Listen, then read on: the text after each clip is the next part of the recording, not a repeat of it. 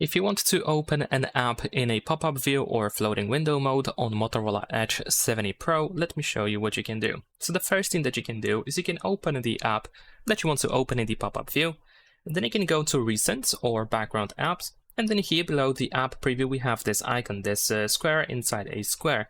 This allows you to open the app in the pop-up view. You can of course grab by this line that we have at the top and you can move it around. You can drag it all the way to the bottom here to close the pop-up view. You can also tap on this line to find the full screen option or minimize.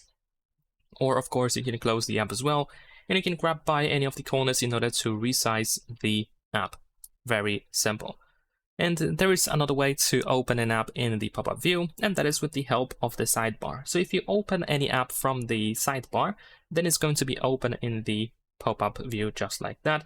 And also what you can do is you can press and hold your finger on the app, and then once you drag it outside, then if you put it here into the middle, then it's going to be opened in this floating window mode, which is called freeform on this phone.